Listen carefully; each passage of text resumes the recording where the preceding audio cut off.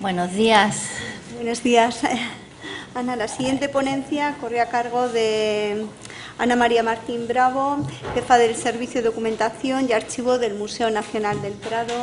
Buenos días, Ana, y encantados de que hayas aceptado colaborar con nosotros en estos séptimos encuentros. Ella nos va a hablar sobre la gestión de la información en el Museo del Prado. Ana es licenciada en Filosofía y Letras por la Universidad Autónoma de Madrid y doctora en el Departamento de Prehistoria de la Universidad Complutense. Entre el 2002 y el 2004 trabaja en el área de exposiciones temporales del Museo del Prado y en el 2004 se integra en el recién creado Servicio de Documentación, siendo nombrada jefe del Servicio de Documentación y Archivo en 2008. Pues Ana, cuando quieras, y muchas gracias. Gracias a ti, Elena, por acordarte del museo para participar en esta edición. Y gracias a todos vosotros por estar aquí escuchándome. Algunos ya me habéis escuchado y lo que voy a contar, bueno, pues es cómo trabajamos en el museo. Lo que os voy a contar es un poco cuál es la experiencia en estos años en gestionar toda la información que se produce en torno a las colecciones. Pero más que hablar de programas y de soluciones, lo que creo que más interesante que compartamos es toda la reflexión que hemos hecho desde el área de documentación, biblioteca, documentación y archivo, de la mano del servicio web y comunicación online. Todo lo que quiero contarles es cómo hemos ido pensando, en qué dirección avanzamos y después pensar las soluciones que hemos ido tomando. Entonces, para empezar, les voy a presentar quiénes somos. Bueno, pues ya hemos dicho que yo formo parte del área de biblioteca, documentación y archivo, que como tal surge en 2008 en el Museo del Prado. Con anterioridad el museo contaba con un servicio de registro y documentación. Desde 2004 hasta 2008 la documentación nace de la mano del registro de colecciones, como es habitual en muchísimos de los museos españoles. Pero en 2009 se crea el Centro de Estudios y ahí le presento la foto de nuestro edificio, porque alberga lo que es la biblioteca, el archivo. Allí se traslada el jefe de colecciones, el director adjunto de colecciones, se instalan los jefes de colecciones del museo y, digamos, el centro representa ese acceso a la información que el museo produce en torno a las obras de arte. Y la biblioteca asume en ese momento este papel de integrar funciones y servicios documentales. De ahí el cambio a que documentación y archivo, que estaba asociado al área de registro, pase ahora a formar este área, en el que nos comprometemos a difundir la información entre usuarios internos, que ya lo veníamos haciendo, pero sobre todo entre usuarios externos. ¿Y qué supuso eso? Pues supuso sobre todo lo que yo digo, un cambio de paradigma, porque es verdad que la biblioteca representa el acceso a la información sobre las colecciones. Ya lo ha dicho Javier antes que yo, las bibliotecas contienen la información, pero tenemos que cambiar. Y nosotros desde 2009 hemos asumido ese rol, hemos cambiado ese rol tradicional, o sea, hemos pasado de ser el contenedor por excelencia del conocimiento en el museo a ser proveedores de contenidos. ¿Para quién? Para la galería online del museo. ¿Por qué? Porque hemos ampliado nuestro horizonte más allá de los lectores que vienen a la biblioteca. Y nos hemos empezado de verdad a preocupar por los que no pueden venir. Por eso les he puesto además esta foto de nuestra silla. Tenemos un magnífico centro, queremos que los usuarios vengan, pero por muchos usuarios que vengan a la biblioteca son miles los que no van a poder venir. Y en ellos es en los que estamos pensando. Siempre habíamos pensado, pero digamos desde 2009 hemos asumido ese cambio. Y si somos los encargados de gestionar esa información en el museo, pues empezamos ahí a hacernos una serie de preguntas y a trazarnos unos objetivos. Claramente, el objetivo era crear un sistema de gestión y de documentación de las colecciones. Teníamos un sistema de gestión, pero teníamos que convertirlo en servicio también de documentación. Nuestra máxima, transformar los procesos de trabajos internos en datos visibles, transformarlos con un clic. Y el resultado que queríamos, conseguir una consulta de colecciones que nos mostrara los datos que genera cada uno de los departamentos que trabajan en el museo con las colecciones, transformarlos en un dato que llegue a todos los usuarios y que todo eso esté en un sitio recogido, porque solo estando en un sitio vamos a poder hacer ese papel de recolector y de servicio a los usuarios internos. Lógicamente, los sistemas de gestión están abiertos para el público interno, para los que trabajamos en el museo, pero es que es requisito imprescindible para que desde ahí pueda llegar a los usuarios externos. Con estas formulaciones planteamos lo que es nuestra plataforma de documentación y gestión de la colección y de la documentación que se genera en torno a la colección. Ustedes ven, tenemos este acceso donde cada uno de los departamentos que trabaja en el museo, y efectivamente el museo es, bueno, no es tan grande como la Biblioteca de la Complutense, pero es una institución, bueno, importante. Cada uno de los departamentos tiene su sistema de gestión con sus peculiaridades, adaptado a sus necesidades internas. Lo interesante y en lo que hemos trabajado en los últimos años es que todos trabajemos en el mismo entorno. ¿Para qué? Para que los datos que se consideren que son relevantes como información de las colecciones pasen de manera automática desde los programas de gestión a la base de datos de consulta para los usuarios internos y externos, porque esta base de datos están abiertas al público en la biblioteca del museo. ¿Cómo se ha ido construyendo todo este edificio? Bueno, pues hay que decirlo que no hemos partido de cero, por supuesto. El andamiaje básico nace desde mediados de los años 80, en que empieza la informatización de las colecciones del museo. Y el Museo del Prado es de los pioneros en informatizar, con lo cual hemos heredado, bueno, un trabajo de nuestros antecesores importante, que lo único que hemos hecho es implementar y adaptar. Desde esas primeras informatizaciones quedó constituido lo que nosotros llamamos los datos básicos, el campo de identificación de las obras de arte, que es el módulo que ahora mismo se está exportando a la galería online, con datos de identificación y una imagen. Y esto, desde las bases de datos, llega al usuario externo a través de la web. Pero a partir de ahí pensamos que era importantísimo crecer sumando información, ya he dicho, desde los diferentes departamentos.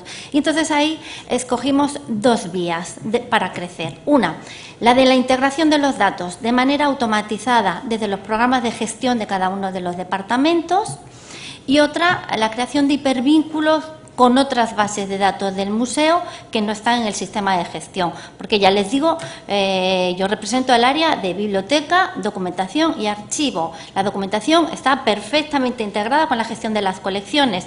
La biblioteca es otra base de datos y el archivo es otra base de datos. Bien, lo que tiene que ver con las gestiones, queríamos de la colección que llegara de manera automatizada desde el entorno desde donde se gestiona, lo que son bases de datos de la biblioteca de documentación. Lo importante es que esté en el sistema y la solución ha sido crear estos hipervínculos. Vamos a verlo. La integración necesaria con los departamentos de gestión. Si lo que queremos es tener una información de calidad, actualizada, para que esté no solo accesible internamente, sino para que llegue al usuario externo, es imprescindible que, lo que digo ahí, la información que nace de la gestión se convierta en un dato en tiempo real.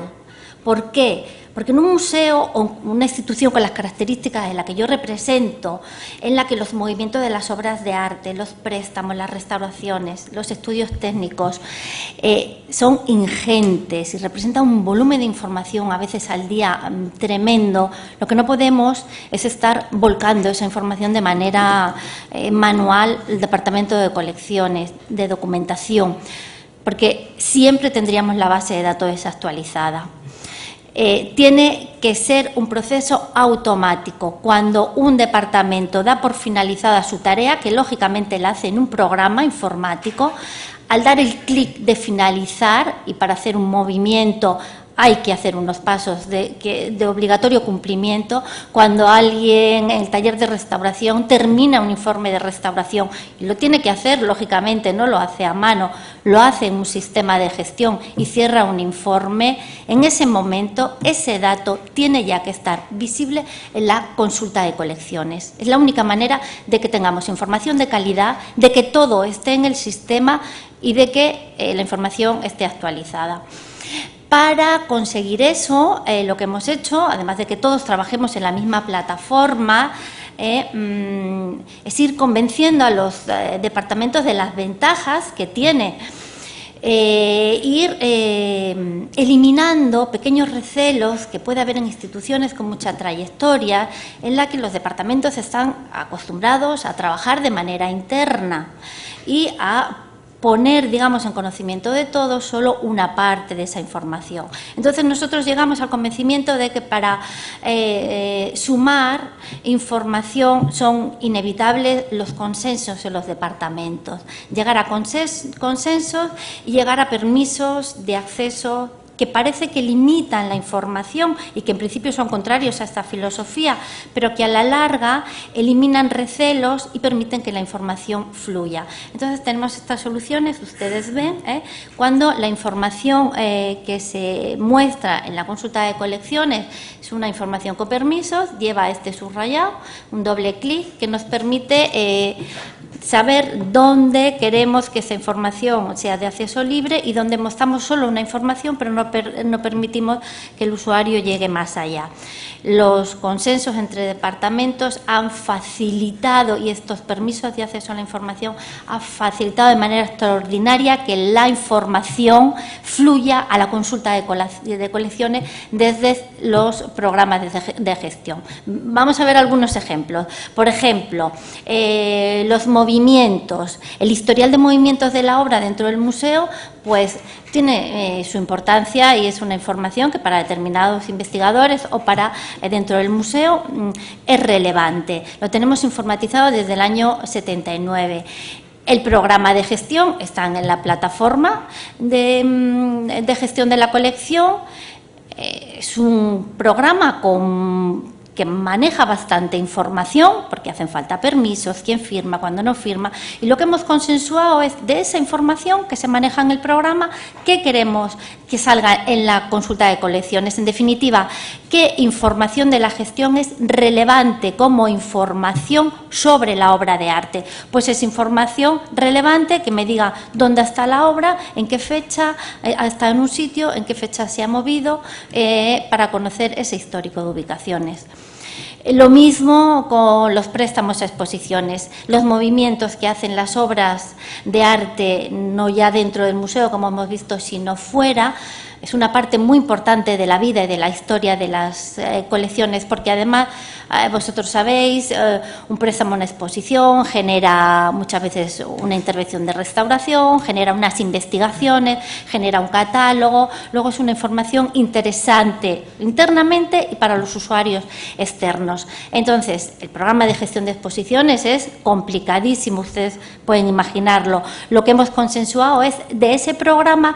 ¿Qué datos interesan a los usuarios? Pues interesa saber el título de la exposición, dónde ha estado, en qué fecha. Si ustedes ven aquí que tiene un link para que se pueda solicitar más información o menos dependiendo de dónde estemos o quiénes estamos consultando la base de datos. Normalmente a este link acceden todos los usuarios, incluso los de la biblioteca, y profundiza en la información que damos aquí, diciéndote qué otras obras han participado en la información. Así no tienes que ir a buscar el catálogo a la biblioteca para ver qué otras obras han formado parte, el sistema te lo dice. Fundamental la integración del sistema de gestión de la imagen en el museo. Sabemos la fuerza que tienen las imágenes, sobre todo cuando estamos hablando de obras de arte. Bueno, pues hasta hace no tanto tiempo el programa, el archivo gráfico, el servicio de fotografía, tenía un programa donde volcaba todas las imágenes que se hacen y manualmente se vinculaban algunas imágenes con la base de datos de colecciones.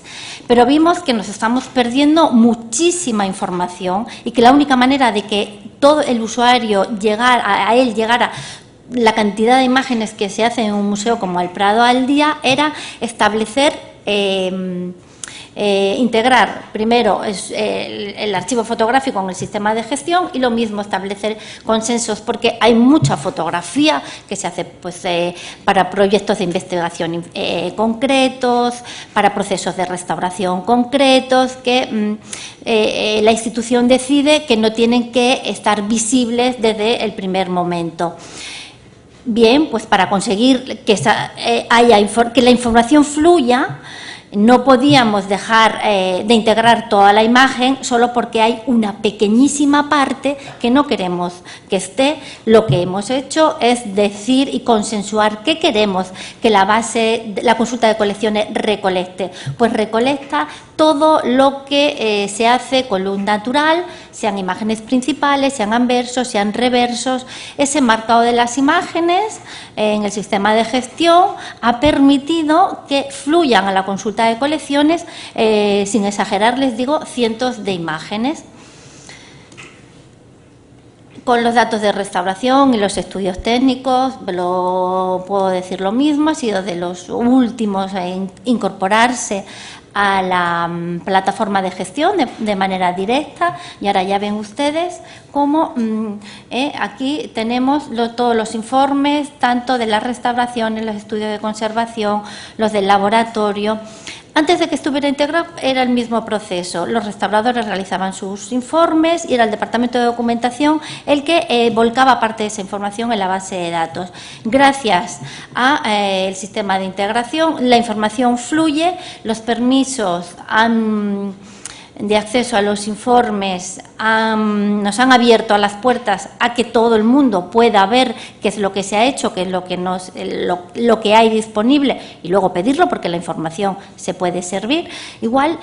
Y ha liberado al personal de documentación de tener que estar con ese proceso manual de transcribir lo que ellos hacían. Con este tiempo que nos hemos encontrado, estamos pudiendo profundizar en el archivo sobre información histórica de restauraciones antiguas que no podíamos dedicarnos, con lo cual el Departamento de Documentación ahora se dedica a lo que es el Departamento de Documentación, a buscar documentación antigua, tanto en el archivo propio como fuera, mientras que la base de datos está permanentemente actualizada, sencillamente porque desde el taller de restauración, desde su sistema de gestión, al finalizar un estudio, una radiografía, un informe, y al dar el clic determinado, lo muestra en la consulta de colecciones.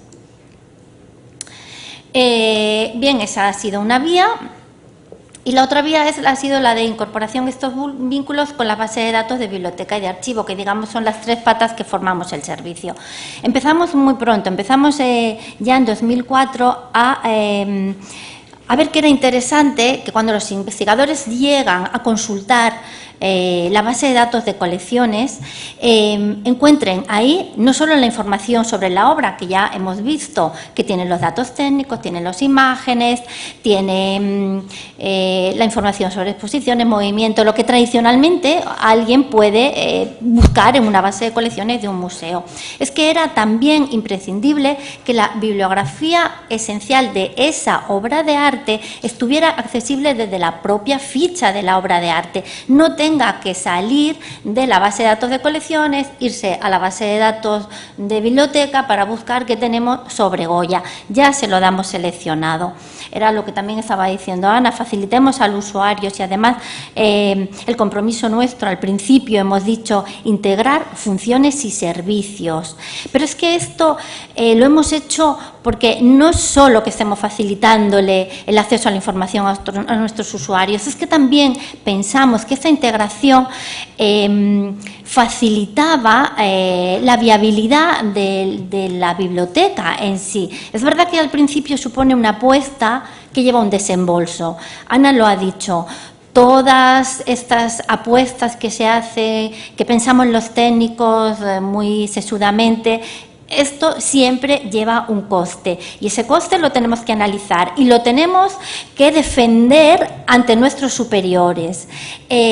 Nosotros aquí defendíamos que con toda esta bibliografía especializada integrada desde la ficha de arte de colecciones, donde con un doble clic, ustedes lo ven, nos lleva a la ficha de biblioteca y nos dice cuál es la ubicación del libro. Los investigadores que acuden a la biblioteca, ellos mismos saben dónde están los ejemplares. Tenemos una biblioteca, hay que decirla, donde buena parte de los fondos son de libre acceso. Luego, si le decimos cuál es la bibliografía esencial y le decimos cuál es su ubicación en la sala, que es de libre acceso, estamos consiguiendo que ellos mismos se sirvan. Y a la larga, eso ha redundado que la sala se pueda mantener con menos personal auxiliar del que en principio haría falta si todo esto no hubiera hecho. Con lo cual, estas estrategias ya no solo redundan en el beneficio de los usuarios, sino que a la larga permiten la sostenibilidad del sistema. Y lo mismo con la otra pata, estamos haciendo con la otra pata del departamento, los documentos del archivo. Y estamos integrando todos los documentos relativos, sobre todo al ingreso de las colecciones, porque aquí estamos hablando de obras de arte de titularidad pública, pero asignados al Museo del Prado. Los documentos que ratifican esa titularidad es importante que estén accesibles desde la misma ficha, pero además vimos que era una de las demandas de nuestros usuarios de archivo. Nos pedían y nos solicitaban los expedientes de adquisiciones, de donaciones de la obra, porque forma parte de la historia de las colecciones. Muchos de estos documentos son, desde luego, desde toda la historia que conservamos en nuestro archivo nace con el propio museo. O sea, tenemos los documentos que se empiezan a gestionar desde que la institución nace. Algunos de ellos, la documentación del siglo XIX, algunos materiales son frágiles y entonces con esta digitalización y esta apuesta al de libre acceso en las fichas hemos conseguido no ya lo que decíamos antes, liberar al personal auxiliar de tener que servir estos documentos, sino que también estamos preservando estos documentos que ya no se prestan. Con un doble clic el usuario tiene el documento accesible en un PDF. Es verdad que eso obligó a cambiar y a profundizar lo que era el archivo, porque es esencial para documentar las colecciones. ¿Y por dónde empezábamos? Un archivo que es, bueno, un archivo con un volumen importante, porque ya le he dicho que contiene toda la documentación generada por el museo desde que el museo existe.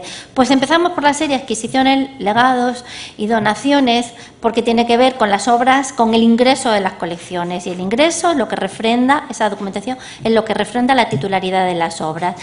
Pero visto el éxito, lo que satisfacía las expectativas de nuestros usuarios, ya estamos tratando todo el fondo histórico de la misma manera. Se está describiendo, se está digitalizando y se están vinculando los principales documentos que tienen que ver con la obra de arte con su ficha concreta. Y además esto nos ha permitido, ya lo digo, conocer cosas que el museo de alguna manera tenía olvidada. La revisión de toda la documentación nos ha vuelto a recordar que el museo tenía obras a lo mejor no tan importantes como las grandes pinturas, las obras maestras, que las teníamos depositadas en instituciones desde hace más de 100 años y que la documentación nos recordaba que los titulares de esas obras somos el Museo del Prado. Con lo cual, esta política de descripción y digitalización no solo, por supuesto, es útil para nuestros usuarios, no solo preserva los fondos, sino que internamente, por ejemplo, los departamentos que gestionan los depósitos del museo, pues está dando unos frutos, y los departamentos de colecciones muy interesantes. Aprovecho para decir que, lógicamente, el archivo no solo contiene fondos que están relacionados con las obras de arte, sino que estamos sacando un fondo que está permitiendo conocer otras facetas del museo, hasta ahora poco estudiadas. Se acercaban al museo los interesados en las obras de arte como obras de arte. Todo este trabajo de archivo, de digitalización y de puesta al servicio público nos está permitiendo avanzar en otras líneas de investigación hasta ahora poco explotadas, como es, por ejemplo, conocer la museografía a través de los documentos de archivo. Y ya son muchos los investigadores, muchos de ellos jóvenes investigadores que están haciendo máster, que están explorando estas nuevas vías dentro del mundo de la historia del arte, un poquito más alejada de lo que es la propia obra de arte, sino estos espacios colaterales como la museografía, como el museo ha expuesto sus fondos, toda la política de visitantes, toda la política de exposición, porque el trabajo de descripción y digitalización está permitiendo que esa información fluya y que esté accesible, con lo cual está abriendo también nuevas vías de investigación, que es lo que nos interesa. Y llegados a este punto, les puedo decir que más o menos les he contado cuál es el sistema de gestión de la documentación que cualquier investigador o el personal interno espera obtener de una base de arte de obras de arte: identificación, movimiento, restauración, publicación científica, restauraciones. Eso es más o menos lo que todos tenemos en la cabeza, pero quisimos darle una vuelta de tuerca a todo esto. Los historiadores del arte ya conocían esto, ya se acercaban a conocernos, a buscar esta información, pero quisimos abrirnos a otros a un sector del público mucho más amplio, que a lo mejor no está interesado exclusivamente en la obra de arte como obra de arte, sino la obra de arte como documento gráfico, por ejemplo.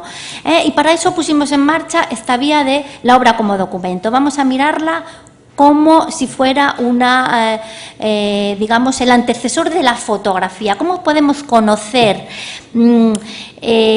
cómo eran interiores, cómo eran personajes, cómo era la vestimenta, cómo era cualquier aspecto que se nos pueda ocurrir antes de la invención de la fotografía? Pues recurramos a la colección del Museo del Prado. Y para eso, ¿qué tenemos que hacer? Pues tenemos que facilitar el camino a los que quieran venir. Y uno de los caminos fue catalogar iconográficamente todas las obras de arte de la colección. ¿Cómo? Asignando un tema para que luego fuera fácil buscar. Y yo tengo que decir con satisfacción, ustedes a lo mejor han visto ahora porque está en la televisión la serie de Isabel la Católica, cómo muchas de las escenas de Isabel la Católica son calcadas de obras del Prado. Luego, es verdad que existe un público potencial muy interesado en conocer y en acercarse a nuestras obras de arte, no solo para estudiarla como obra de arte, sino por su valor iconográfico. Lo único que tenemos que hacer desde el museo es allanar el camino y prepararle esa vía. Y entonces ahí hicimos la identificación de los temas, por supuesto los personajes, vamos colocando las biografías. Ya hemos visto cómo Elena también nos contaba el éxito que tiene luego todo esto en la web. Y más allá de esto, que bueno, personajes, temas, bueno, nos puede venir a la cabeza, vimos que también era muy interesante explorar en los objetos representados en la colección. Entonces, lo que hacemos desde documentación es que vamos marcando, cuando estamos trabajando sobre una ficha de una pintura, marcar cuáles son los objetos representativos que nosotros vemos, para que alguien luego venga después y si quiere buscar pues objetos de vidrio, pues vestimenta, lo que sea, lo tenga marcado y con un clic encuentre toda esa información. Esa información ya estamos diciendo que es útil para el público de fuera, pero también es muy útil para el público, para nuestros usuarios internos, porque uno de nuestros usuarios más potentes, por ejemplo, es el área de educación. Si nosotros facilitamos esta identificación de los objetos, a ellos les es mucho más fácil hacer estos itinerarios didácticos, como los que han estado haciendo, por ejemplo, justo antes del verano, las joyas en la pintura. Han estado haciendo, por ejemplo, el de mujeres destacadas, han estado haciendo el sonido de la pintura.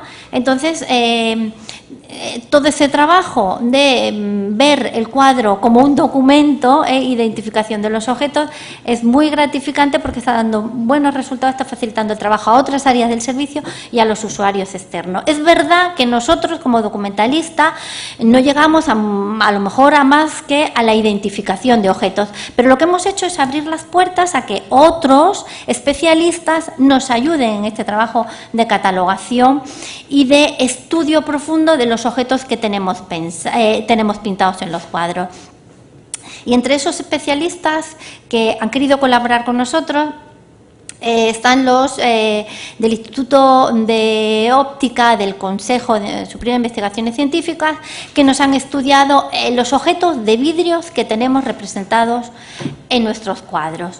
Hemos conseguido al final del proyecto tener un libro en papel, pero lo que a nosotros nos interesa más es que hemos conseguido tener en base de datos no solo identificado todos los objetos de cristal, de vidrio, sino estudiados y volcados.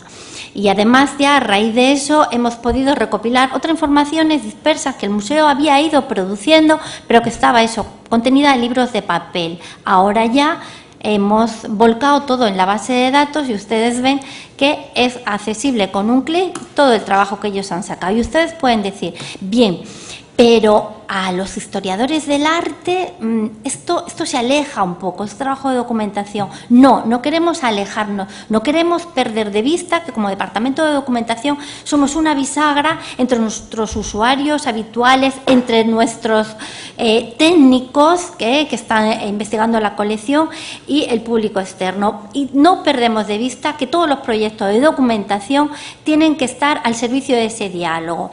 Y entonces les cuento, por ejemplo, como anécdota para que entiendan con qué filosofía estamos trabajando, cómo la historia de los objetos a través de la pintura proporciona información a los que están llevando a cabo ese proyecto, que desde luego no vienen del mundo de la historia del arte, y también al historiador del arte. Y les he puesto el ejemplo de estas botellas. Cuando nuestros especialistas en vidrio vieron estos ejemplos, ellos nos comentaban que ellos sabían que el proceso de cierre de las botellas había cambiado a lo largo del siglo XVIII, porque hasta la primera mitad del siglo XVIII las botellas se cerraban, ustedes lo están viendo, con este sistema, una tela impregnada en alguna resina para que no se viertan los líquidos. Esa resina terminaba dando sabor a lo que estaba contenido dentro, y sobre todo cuando empieza la gran creación y la gran expansión, las producciones más industriales del vino, pues era contraproducente porque contaminaba el interior. Entonces las fábricas de vidrio empiezan a buscarse soluciones y se llega a idear lo que para nosotros ahora es una cosa absolutamente habitual, que es la creación de los tapones de corcho de forma trapezoidal. Ustedes lo ven aquí. Bien, cuando se empiezan a usar esos tapones en botellas que estaban pensadas para este otro sistema de cierre, lo que pasó es que las botellas se rompían. Ellos lo sabían por los libros. Les fue muy ilustrativo ver esto documentado en las pinturas. Fue una sorpresa también para ellos. Lo que pasa a continuación es que las fábricas de vidrio empiezan a pensar que hay que hacer algo para solucionar este problema y se sabe, los especialistas en vidrio saben que es a partir de 1740 en Inglaterra y que esa solución luego se difunde muy rápidamente cuando las fábricas de vidrio empiezan a engrosar el cuello de las botellas. Si ustedes lo piensan, nuestra botella de Coca-Cola, nuestra botella de vino, todas tienen ese borde engrosado para poner el tapón. Japón. Eso tiene una fecha en la que se empieza a idear y se difunde por todas las fábricas europeas. La fecha en la que eso pasa solo la conocen los especialistas en vidrio. Ahora, al decírnoslo, nosotros ya lo tenemos en base de datos. ¿Y esto por qué es interesante para el historiador del arte? Porque le está dando una fecha. El historiador del arte no tiene por qué saber que el paso entre esto y esto se produce a mediados del siglo XVIII. Se lo han dicho los especialistas. Luego, ustedes ven cómo este diálogo a través de los objetos entre los estudiosos del arte y otro gran público, que lo único que tenemos que hacer es abrirles las manos y abrirles nuestra plataforma de trabajo para que colaboren con nosotros, el resultado es positivo para todo. Para todos. Y lo mismo, ahí me estoy entendiendo un poco más, con el proyecto de las aves que hemos hecho en colaboración con la Sociedad Española de Ornitología. Ellos tenían interés en conocer algunas de las especies, nosotros dijimos, tenemos interés en que nos cataloguéis todo. Ellos para su libro han elegido lo que ellos han querido o han considerado más interesantes. Nosotros les hemos abierto la base de datos, hubo un ornitólogo trabajando con nosotros en el departamento de documentación, catalogando cada una de las especies que está representada. ¿Y esto es interesante? Pues lo mismo que con el vídeo, es interesante para las dos partes. Por ejemplo, a ellos les fue muy interesante ver que en algunos cuadros de pintura castellana del siglo XVII estaban apareciendo en los fondos, pintados como relleno, algunas especies que ahora no están en España. Y les pareció raro y nos preguntaban, ¿cómo es posible que este pintor conozca esta especie si no está? Ellos, tirando del hilo, además en conversaciones con, por ejemplo, al Parque de Doñana, han llegado a la conclusión de que esa especie era habitual en Castilla en el siglo XVII. Por los cambios climáticos que fuera, la especie se ha retirado y ahora no la tenemos en la península, está en el norte de África, aunque les han dicho en Doñana que justamente de esa especie ya tenían documentada un par de parejas. Luego, este estudio de la iconografía de las aves en el Museo del Prado, a los ornitólogos les ha permitido documentar un movimiento de las especies, del hábitat, cómo el hábitat de las especies se ha podido, ha variado mucho antes de que tengamos registros escritos de dónde están. Y a los especialistas en arte, ¿esto les interesa? Por supuesto que les interesa. Ellos nos decían, en este cuadro, este ave está absolutamente fielmente pintada, pero el pintor nunca vio el ave, porque el ave es pequeñita y lo ha hecho enorme. Pues ya sabemos que estaba copiando de una estampa, ya sabemos cómo está trabajando el pintor. Y sobre todo, todo esto, esta información que ha surgido de este doble, la tenemos en la base de datos, en la base de datos de colecciones. Y como último proyecto, porque lo que quiero contar va más allá de la base de datos, lo mismo con la pintura, y aquí sí que no me voy a alargar. Hemos firmado un convenio con la Complutense, con lo que era el Departamento de Musicología, con Cristina Bordas, y nos han estudiado todos los instrumentos musicales, pero además nos han leído las partituras que tenemos pintadas y hemos terminado pudiendo grabar alguna de la música que está pintada. Cuando un pintor en un cuadro transcribe una partitura es porque quiere que el lector la entienda, forma parte de la composición. Lo que pasa que, claro, yo, por ejemplo, no tengo formación para leerla, pero ahí estaba este proyecto para decirnos que en este cuadro, es la bacanal que va del vino, lo que está diciendo esa partitura, que este personaje que está aquí, lo que está leyendo es justamente una música que lo que nos dice es quien bebe y no repite, no sabe lo que es beber. Y el usuario de nuestra base de datos y sobre todo de nuestra página web no tiene más que darle al icono para escuchar la música, porque con algunos de los cuadros emblemáticos hemos hecho la grabación con instrumentos de la época, para que llegue al usuario final no solo la transcripción, y eso sí que está enriqueciendo absolutamente la visión y la lectura de los cuadros, porque ya no solo estamos viendo con los ojos, nos está llegando la información a través del resto de los sentidos. Bien. La obra como documento tiene otros apartados. ¿Qué lleva escrito la obra sobre sí mismo? Todo esto lo hemos recopilado y está ahí al servicio. Y por último, documentar la difusión, que esto sí que es nuevo, porque todas las otras formas de alguna manera, bueno, nos podían sonar. Es importantísimo documentar cartelas y, por supuesto, y que con un doble clic lo que está expuesto en el museo se vea en la consulta de colecciones, porque es lo que el museo dice de su colección en la sala, luego es información sobre la obra de arte. Y, por supuesto, lo que decimos en la página web. Solo documentando la difusión tendremos el todo, solo así habrá armonía entre la información que el museo produce entre los diferentes departamentos. Si todo no está en el mismo sitio, es fácil que no haya esta armonía, que se cuelgue una cartela en sala y que la base de datos no se actualice, que se diga algo en la web que no está acorde con la cartela que se cambió antes de ayer. El éxito, que la integración de las cartelas sea como lo demás, sea automática, que en el momento que se produce una cartela para colgar, llega un OK a documentación y el sistema de colecciones la descarga. Y ya que hablamos de los textos en la web, es lo que tenemos que decir, retomar el hilo de lo que dijimos al principio. Toda esta información que yo estoy presentando, estoy diciendo que la tenemos en las bases de datos, en la consulta de colecciones, que no deja de ser algo interno, aunque en la biblioteca la tengamos abierta a los usuarios que quieran venir a la biblioteca. Pero hemos dicho que tenemos muchos que no pueden llegar a la biblioteca. Para ellos tenemos que utilizar el canal de la Galería Online. La visibilidad de nuestras colecciones a través de la Galería Online es el fin. ¿Por qué? Y aquí, más que contarles en el proceso que estamos, los software que tenemos, en qué proceso estamos, lo que les voy a contar es la reflexión que hemos hecho.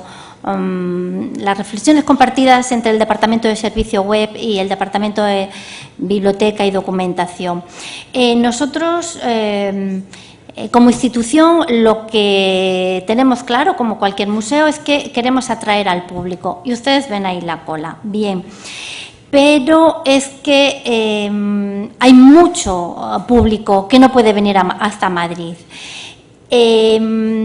Si somos conscientes de que toda esa información que nos estamos afanando porque fluya a la base de datos y a la consulta de colecciones, si somos conscientes de que la información es uno de los principales recursos hoy del museo, no solo la colección, lo ha dicho Ana, la información añadida a las obras de arte es un todo. Pues bien, en esa idea queremos profundizar. La información es un recurso, no solo la colección. Y además, es verdad que el museo tiene una capacidad limitada de recibir a visitantes. Ustedes a lo mejor conocen las colas del museo, pero el website no la tiene. La capacidad de recibir visitantes es ilimitada. Utilicémoslo. Y aquí quiero contar un poco cuál ha sido nuestra reflexión para ese cambio de paradigma que contábamos al principio, ¿no? Desde 2009 hemos pasado de ser contenedores a proveedores de contenido. ¿Por qué? ¿En qué estamos pensando? Si hemos dicho que la información es un recurso, si esta mañana hemos estado hablando de la importancia de atraer recursos a las instituciones, que lo decía Ana también, la financiación, bueno, pues la financiación es necesaria. Estamos hablando de ingresos, estamos hablando de riqueza, pero a lo mejor no nos damos cuenta de que una de nuestras riquezas es esa información y de que cuanto mayor es la riqueza de recursos que ofrecen las webs de los museos, más reconocimiento social le otorga a la comunidad. Y aquí engancho con este libro que me encanta y que recomiendo y que por eso me he permitido poner una imagen. poquito distorsionada por aquello de no copiarle, del podcast digital, la Wikipedia del triunfo del procomún. Posiblemente porque ustedes los han oído, yo vengo del mundo de las ciencias sociales y ahí yo estudié en mi etapa de formación que había sociedades, nosotros estamos muy implicados en nuestra sociedad capitalista, donde la única forma económica que conocemos es el intercambio, yo te doy, tú me pagas, pero hay otras, las conocemos por otras sociedades anteriores. Por ejemplo, es muy conocido el podcast de los indios de Canadá. Esa forma económica se basa en que el desprendimiento gratuito de algo que es muy valioso para la comunidad, sea lo que sea, lo que es valioso, el desprendimiento gratuito al final proporciona un prestigio al que se desprende de eso, que le coloca al frente y como líder del grupo.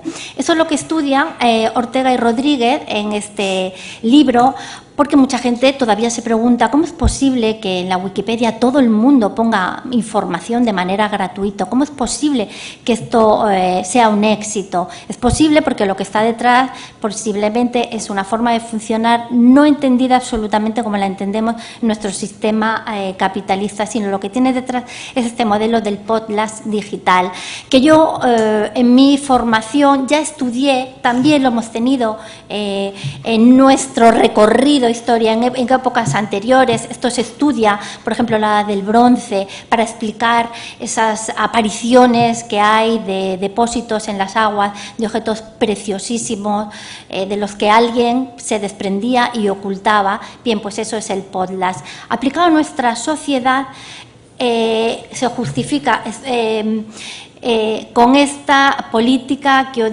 digo de poner la información de calidad, desprenderse, no tenerla atesorada en un catálogo impreso y que vengan a consultarme a la biblioteca, sino en tener un catálogo realizado con el rigor de una publicación científica, pero online, y que a medida que aumenta la generosidad en poner en circulación esa información, aumenta el prestigio, y prestigio al final es dinero. Yo aquí había hecho otras reflexiones de cómo nosotros, para salir a la web, hemos estudiado la web como un paisaje para ser visto. También desde mi etapa de formación en las ciencias sociales vi que en las sociedades eligen para sentarse para su lugar determinados modelos, y que eso es una elección que se puede estudiar, que está medida y que depende de la posición, es una decisión estratégica, vaya. Entonces, eso nos llevó a ver la manera en que aparecemos en la web, pues igual o analizarla como lo hacen los geógrafos que estudian el paisaje. Ya vimos que hay dos modelos. Una, el modelo de agregadores, que se parece mucho a estos polígonos Thyssen, en que hay un sitio central que agrega contenidos de otros núcleos pequeños que no tienen esa capacidad para dar esos servicios. Este es el modelo, por ejemplo, de las ciudades medievales. Hay una ciudad y los pequeños centros del entorno acuden a la ciudad a determinados servicios. Se establece una forma de relacionarse determinada. A mí eso me recordaba el modelo de los agregadores que, por ejemplo, tenemos en España, que es el modelo CERES. Las instituciones, o aquí lo hemos dicho, el gobierno vasco también tiene su sistema de agregadores, y en las instituciones se suman ahí, se va formando esta malla parecida a lo que forman los polígonos de los lugares centrales. Pero hay otra manera, y aquí vuelvo a poner este gráfico, que yo no lo traigo para hablar de la web semántica, sino cómo la web, los datos enlazados, nos están permitiendo otra manera de posicionarnos en la web, que es el modelo de centro-periferia. ¿Por qué? Porque esta nueva web, estos enlaces, ya lo hemos dicho, yo no voy a repetirlo, no tengo sitio, cuanto más abiertos, cuanto más reutilizados estén tus datos, más hacia el centro de esta nube aparece. Con lo cual, lo que queremos es no estar en esa malla de pequeños centros que dependen unos de otros, sino aparecer en este universo donde cuanto más presencia tenga, más estás en el centro. Y aquí hemos pasado de esa teoría de los lugares centrales al modelo de centro-periferia, casi centro-periferia y margen. Y queremos cada vez pasar de estar en las zonas marginales a ir ocupando más el centro. ¿Y quién está en el centro? En el centro está siempre el que es innovador en ideas y en tecnología, que las zonas periféricas van a ir copiando. Bueno, pues eso nos ha llevado, ya no lo cuento porque termino, a replantearnos que teníamos una nueva web, estamos en pleno proceso de creación del modelo semántico.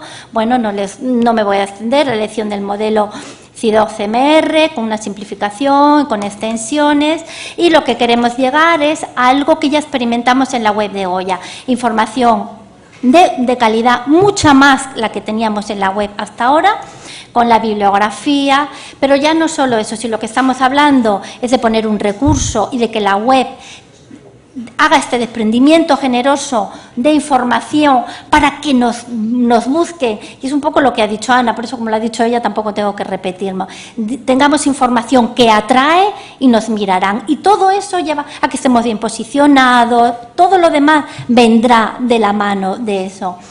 Los catálogos y, por supuesto, investigación, ya lo decía también Javier, tenemos que hacer cosas, tenemos que ser un canal, que la web y la visibilidad tiene que ser no solo para las obras de arte, que en eso estamos, sino un canal de comunicación. Y ya termino con la reflexión final. Estamos convencidos de que de la base de datos a la web solo tiene que haber un clic, que son dos caras de la misma moneda, y que cuanto más se asemejen, mayor será el prestigio que tenga nuestra institución. Y prestigio, ya sabemos lo que lleva asociado. Con lo cual, nuestra política es sumar desde dentro entre todas las áreas, para que nos perciban bien desde fuera. Termino con esta foto que les digo, no es que la haya hecho para la presentación, al revés, esto surge de un conflicto familiar que luego me ha servido. Me ha servido porque veíamos que estos chicos no estaban interactuando, se estaban perdiendo la ocasión de jugar entre ellos, y lógicamente esto provocó una situación muy de tensión.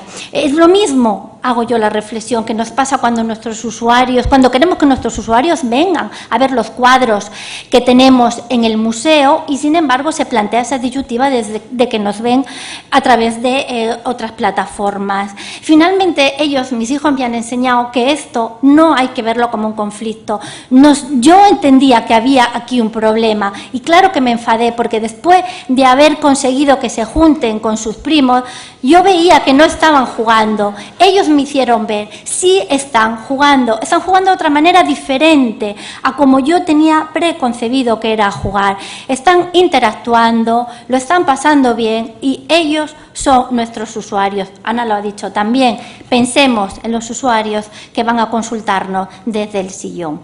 Bueno, toda esta reflexión nos lleva a que estemos en proceso de crear una nueva web y de presentársela lo antes posible. Muchas gracias.